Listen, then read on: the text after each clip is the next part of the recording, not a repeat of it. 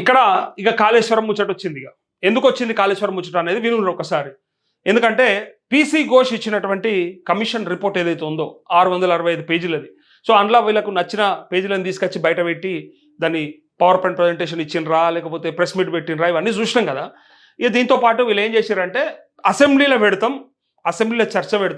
చర్చ పెట్టి తర్వాత దానిపరమైన న్యాయపరమైన దానికి వెళ్తాం, లీగల్ ఏవైతే ఇష్యూస్ ఉన్నాయో వాటి సైడ్ కూడా ఆలోచిస్తాం, ఫైనల్గా వాళ్ళకి ఏదైనా వేయాలంటే కూడా దానిపైనే డిసిషన్ తీసుకుంటాం అన్నట్టుగా మనం మాట్లాడింది విన్నాం కదా. అయితే ఇక్కడ వీళ్ళు ఏం చేశారంటే అంతలోపు హరీష్ రావు, కేసీఆర్ ఇద్దరు వేరువేరుగా పిటిషన్లు వేసారు హైకోర్టులో దానిపైన స్టే ఇవ్వమని. అది కాంగ్రెస్కి అనుకూలంగా ఉంది తప్ప అది నిజంగా ప్రజల ఉద్దేశాలను ప్రతిబింబించేలాగా లేదు. పైగా కాళేశ్వరం పైన నిష్పాక్షికమైన ఆ రిపోర్ట్ కాదది, కొంత పక్షపాత ధోరణితో ఉన్నది. డెఫినెట్గా దాంట్లో వాళ్ళకి సపోర్ట్గానే రాసిండ్రు, ఏదైనా ఉంటే మమ్మల్ని ఇబ్బంది పెట్టేట్టుగానే ఉన్నది అని చెప్పి వీళ్ళు డైరెక్ట్గా స్టే కోసం ప్రయత్నం చేశారు. కానీ ఏమైంది, ఈ స్టేకి హైకోర్టు నో చెప్పింది. ఎందుకు నో చెప్పింది అనే దాన్ని ఒకసారి చూద్దాం. నిన్న అడ్వకేట్ జనరల్ ఆయన అటెండ్ అయ్యిండు. సో దాంట్లో ఏమన్నారంటే మేము ఫస్ట్ అసెంబ్లీలో పెడతాం, అంటే ప్రభుత్వం తరఫున ఆయన చెప్పిన మాట, అసెంబ్లీలో పెడతాం, అసెంబ్లీలో పెట్టి చర్చ చేసిన తర్వాత మేము డెఫినెట్గా వేరే మార్గాలన్నీ కూడా చూస్తాం, బట్ ఫస్ట్ మాత్రం అసెంబ్లీలో పెడతాం. కాబట్టి ఇప్పుడే వాళ్ళు టెన్షన్ పడాల్సిన అవసరం లేదు, వాళ్ళ మీద ఇప్పుడే ఎలాంటి చర్యలకు మేము పోము అని చెప్పడానికి ఆయన చెప్పినట్టుగా మనం నిన్న చూసినాం అడ్వకేట్ జనరల్ హైకోర్టులో. సో అందుకే ఇక ధర్మాసనం కూడా ఏం చెప్పిందంటే అసెంబ్లీలో పెడతామంటున్నారు కదా, పెట్టి చర్చ చేస్తామంటున్నారు కదా, చేసిన తర్వాతనే చూద్దామని చెప్పి వాయిదా వేసింది. సో ఏందనేది ఒకసారి ఇక్కడ చూడండి. ఇగో కేసీఆర్ హరీష్ కు హైకోర్టులో ఎదురు దెబ్బ, దీని ఎదురు దెబ్బ లెక్క రాశారు ఇక్కడ. యాక్చువల్గా ఇది రాంగ్, ఇది వీళ్ళు రాస్తారు అట్లనే. ఎందుకు ఎదురు దెబ్బ అంటారంటే సుశీరా మేం చేసింది రైట్ కాబట్టి మీకు హైకోర్టు కూడా అట్లా చెప్పిందని చెప్తారు. కానీ ఇది వేరే పత్రికలు ఏముంటుందో ఒకసారి మీరే చూడరు. ఇదే నమస్తే తెలంగాణ జర్నలిజం అంటే ఇట్లా అయిపోయింది. ఏం చేస్తాం, ఇక ఎవరికి ఒక నాణాన్ని ఒకళ్ళు ఇటు చూస్తారు అన్నట్టు అయిపోయింది. అట్లే అయిపోయింది. ఏదైనా ఉంటే ఒక అంశాన్ని ఒకళ్ళు ఒక కోణంలో చూస్తారు, ప్రజలు కూడా అంతే, ఎవరి కోణంలో వాళ్ళు చూస్తారు. కానీ ఇక్కడ పత్రికలు చూడండి, మరి ఒకటే వార్త కోణాలు రెండు వేరైపోయినాయి. వాడు దొంగ అని ఒకరిని పెడితే మనకి చాతనైంది కాబట్టి దొంగతనం చేయగలిగిండు, వానితో అయింది కాబట్టి చేసి నీతో కాక నువ్వు అన్ని కథలు చెప్తున్నావు అనేటోడు అంటాడు. అట్లా ఇప్పుడు అయింది. ఇక్కడ ఏముంది చూడు, అసలు ఘోష్ రిపోర్ట్ బయటకు ఎట్లా వచ్చింది, ఇది అసలు ముచ్చట. పబ్లిక్ డొమైన్లో పెట్టి ఉంటే వెంటనే తొలగించండి, అసెంబ్లీలో పెట్టకముందే ఎలా బహిర్గతమైంది, అది తప్పు కదా. మరి ఒకవేళ ఆ కమిషన్ రిపోర్టు ఎట్లా బయటకు వస్తుందో చెప్పాలి. అసెంబ్లీలో పెట్టకపోతారు మీరు, అంటే పబ్లిక్ ఇచ్చేసినాక ఇంకేముంది అసెంబ్లీలో మీరు ఏం చర్చ చేస్తారు చెప్పు.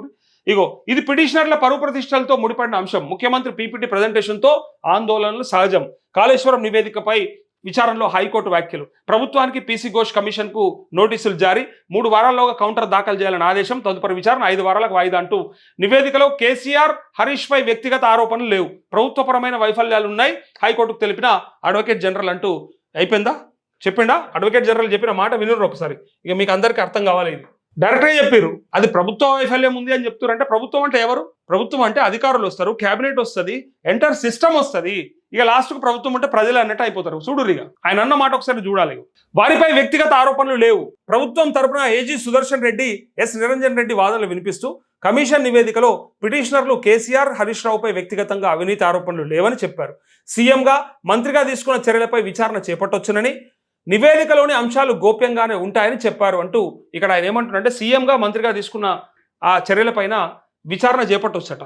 అయితే పరిపాలనాపరమైన వైఫల్యాలు ఫైండింగ్స్ ఉన్నాయన్నారు. అసెంబ్లీలో రిపోర్ట్ నివేదించాక అదే సభలో సభ్యులైన పిటిషనర్లు ఇద్దరు చర్చలో పాల్గొనేందుకు వీలుంటుందని చెప్పారు. పిటిషనర్లకు 8B, 8C నోటీసులు ఇవ్వనక్కర్లేదని అన్నారు. కమిషన్ విచారించిన 119 మంది సాక్షుల విచారణలో చిట్ట చివరి వ్యక్తుల పిటిషనర్లేనని L.K. అద్వానీ, కిరణ్ బేడి కేసుల్లో సుప్రీంకోర్టు ఇచ్చిన తీర్పు పిటిషనర్లకు వర్తించదని చెప్పారు. కోట్ల విజయభాస్కర్ రెడ్డి కేసులో నోటీసుల జారీలో అన్ని అంశాలు పేర్కొనలేదని తెలిపారు. రిపోర్టుపై అసెంబ్లీలో చర్చించే వరకు పిటిషనర్లపై ఎలాంటి చర్యలు ఉండబోవని చెప్పారు. 60 పేజీల్లో బ్రీఫ్ రిపోర్టు మీడియాకు చేరిందని, ప్రభుత్వ అధికారిక వెబ్సైట్లో ఆ నివేదిక లేదని అన్నారు. పిటిషనర్లు కమిషన్ ఇచ్చిన నోటీసును సవాల్ చేయలేదని అన్నారు. కమిషన్ నిర్ధారణ మాత్రమే చేస్తుందని, కమిషన్ నివేదికపై ప్రభుత్వం తీసుకున్న నిర్ణయాన్ని బట్టి తదుపరి పరిణామాలు ఉంటాయని అన్నారు. స్టే ఆదేశాలు అవసరం లేదని చెప్పారు అంటూ అక్కడ డైరెక్ట్గా ప్రభుత్వ వైఫల్యం, ఆ కొన్ని ఫైండింగ్స్ ఉన్నాయని చెప్తూ ఇక్కడ ప్రభుత్వ నిర్ణయాలు ఏవైతే ఉన్నాయో ఇక్కడ చూడండి ఒకసారి. కమిషన్ నిజ నిర్ధారణ మాత్రమే చేస్తుంది. అవును, మరి అసలు కమిషన్ పని అదే. కానీ వాళ్ళు ఏం చేశారంటే మొత్తం తప్పు అన్నట్టుగా కరెంటు కొనుగోలు విషయంలో కూడా అట్లే జరిగింది. ఛత్తీస్గఢ్ కరెంటు కొనుగోలు ఏవైతే జరిగినాయో మన రాష్ట్రానికి, అక్కడ కూడా అత్యధిక రేటు పెట్టుకొని కమిషన్ల కోసం కకృతి పడ్డారని చెప్పి మనకు రిపోర్ట్ ఇస్తే, ఆ రిపోర్ట్ కూడా అది ఎట్టించిన రిపోర్ట్, అది మీడియా ముఖంగా డైరెక్ట్గా ఓపెన్గా కాంగ్రెస్ వాళ్ళకు అనుకూలంగా చెప్పి పడేసిరాడు. అందుకోసానికి ఆయన పక్కన పెట్టారు, అది వేరే అతన్ని అపాయింట్ చేశారు, అది వేరే విషయం. కానీ ఇక్కడ పీసీ ఘోష్ కూడా సరే ఆయన నిజ నిర్ధారణ చేసిండు అని అంటున్నారు కదా, ఆ నిర్ధారణ అయింది, అదంతా అయింది, అసెంబ్లీలో తెలుస్తుంది, వీళ్ళంతా కూడా ఓపెన్ చేస్తారు. అయితే ఇక్కడ కోర్టు ఎందుకు కలుగజేసుకోవాలని అని కోరుకున్నారంటే, అది వీళ్ళ అనుకూలమైనటువంటి రిపోర్ట్తో పాటు కొన్ని పేజీలను మాత్రం బయటపెట్టి మిగతా పేజీలన్నీ కూడా ఆపేసి, కాళేశ్వరం మొత్తం కుప్పగూలిపోయిందని అబద్ధాలు ఆడడము. కుప్పగూలిపోవడం అంటే ఏంది అసలు, ఇవాళ పోయి చూద్దాం ఎక్కడ ఉంది ఏముంది, అసలు కూలిపోవడం అంటే ఏంది, 1,00,00,000 కోట్లు పోయినాయి అని అన్నారు కదా, మరి నిజంగా అది ఎంత జరిగింది, ఇట్లాంటి విషయాలన్నీ వీళ్ళు మాట్లాడేసరికంటే ఇక సరే మనం కోర్టు నుంచి స్టే తెస్తే ఆ కమిషన్ రిపోర్ట్ మీద కూడా స్టే ఉంటుంది, ఇక అది అసెంబ్లీలో పెట్టే అవకాశం ఉండదు అని చెప్పి అనుకున్నారు. బట్ ఇక్కడికి వచ్చేసరికంటే వీళ్ళు మేము అసెంబ్లీలో పెడుతున్నాం కాబట్టి మేము ఇప్పుడే చర్యలకు పోము. యాక్చువల్గా చర్యలు అంటే ప్రభుత్వం తీసుకోవాలి, కోర్టులు ఏం తీసుకోవి. ప్రభుత్వ వైఫల్యం అన్నప్పుడు ప్రభుత్వమే, ఇప్పుడున్న ప్రభుత్వమే గత పాలకుల పైన ఏ నిర్ణయం తీసుకుంటారు, ఏ చర్యలు తీసుకుంటారు అనే దాన్ని బట్టి మనం అతి త్వరలో తెలుస్తుంది. వీళ్ళు అసెంబ్లీలో పెట్టుడే ఆలస్యం, పెట్టినాక దాన్ని పబ్లిక్ డొమైన్లోకి వచ్చినాక ఒకసారి ప్రజలే చెప్తారు కదా, దాన్ని బట్టే తెలుస్తుంది ఏది ఎంత. ఇప్పుడు మొన్న ఒక తాత చెప్పిండు, అది చూస్తే మీరు నవ్వుతారు, మామూలుగా నవ్వరిగా.